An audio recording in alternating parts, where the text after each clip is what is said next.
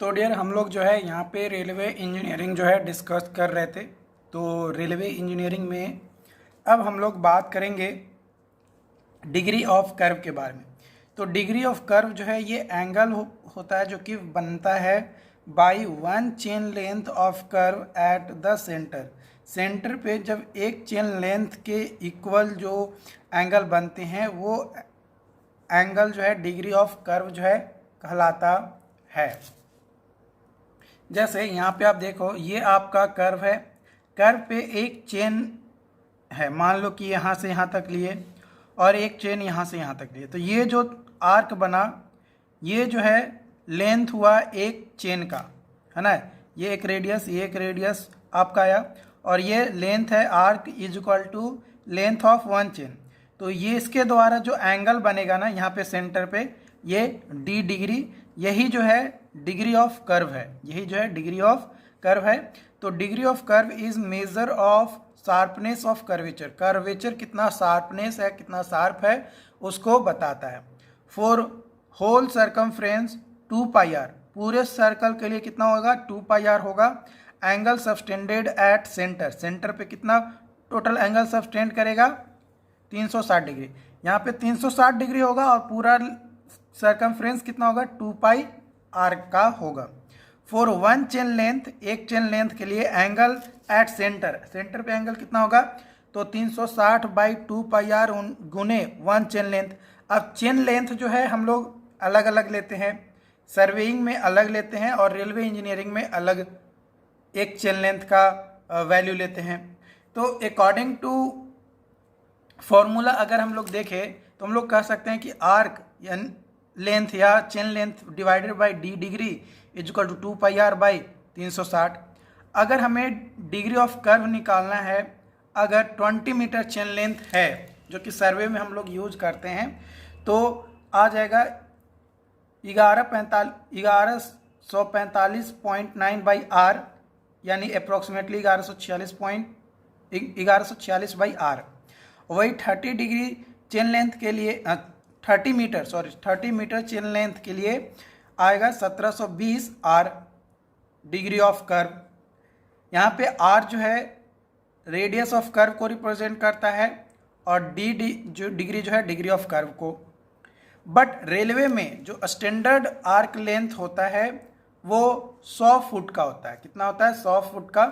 तो 100 फुट यानी approximately 30.5 metre का आपका एक चेन लेंथ होता है। एक चेन लेंथ कितना होगा, नॉर्मली 30 होता है लेकिन रेलवे में हम लोग 30.5 लेकर चलते हैं।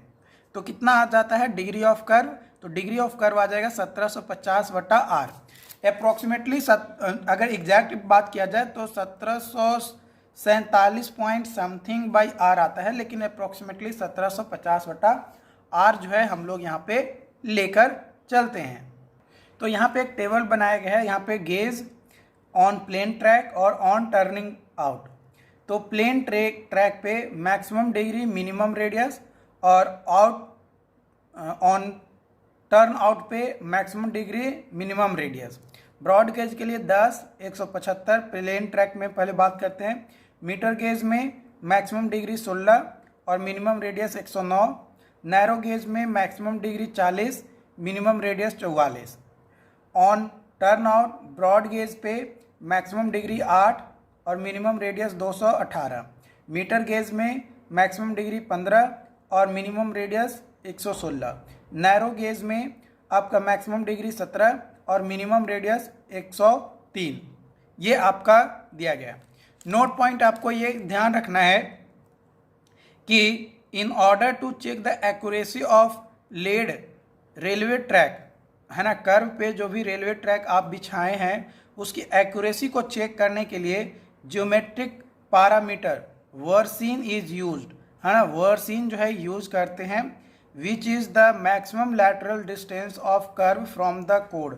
कोड से जो मैक्सिमम लैटरल डिस्टेंस होता है वो से हम लोग जो है कैलकुलेट करते हैं वर्सिन। तो वर्सिन ऑफ कर्व होता क्या है, इसको V से रिप्रेजेंट करते हैं। Using properties of circle, circle का प्रॉपर्टीज यूज करते हुए AD into D V is equal to D C D into D E, है ना।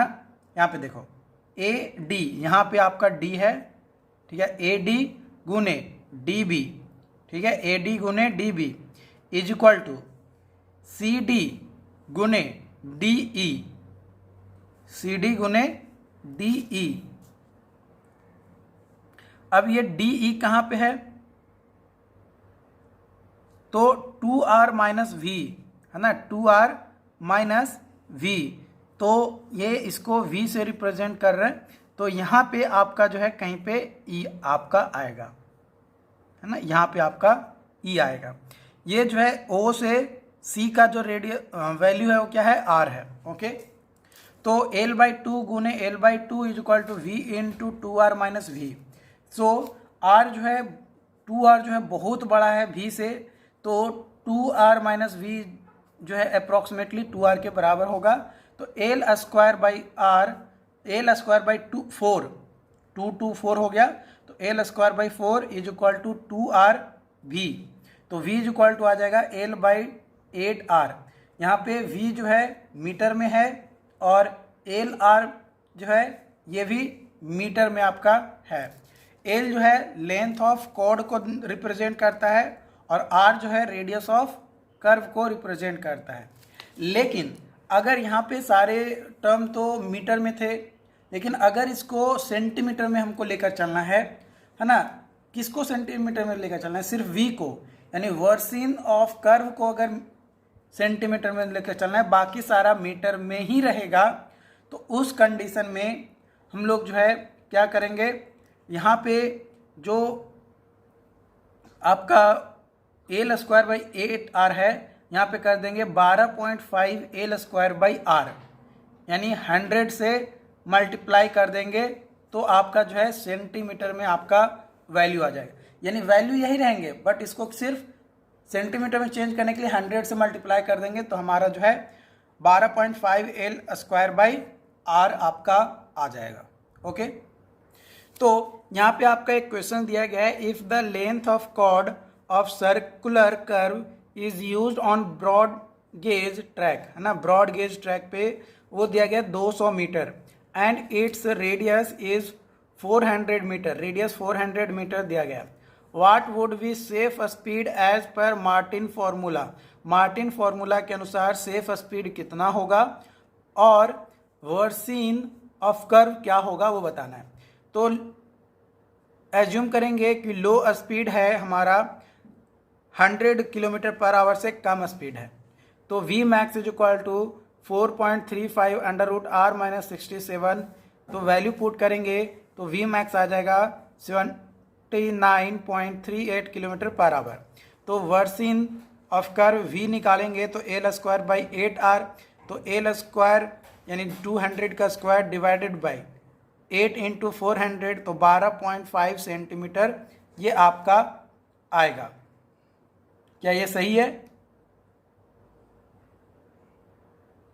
तो नहीं, यहाँ पे ये मीटर होगा, सेंटीमीटर नहीं होगा। सेंटीमीटर कब होता है? जब इसमें 100 से मल्टीप्लाई करेंगे, है ना। ये आपका मीटर में आंसर आएगा। ओके, मीटर में आएगा, क्योंकि सेंटीमीटर के लिए मैंने क्या बोला कि उसको 100 से मल्टीप्लाई करना पड़ेगा, तब जो है सेंटीमीटर में v का वैल्यू आएगा। लेकिन यहाँ पे तो कुछ किया नहीं गया है।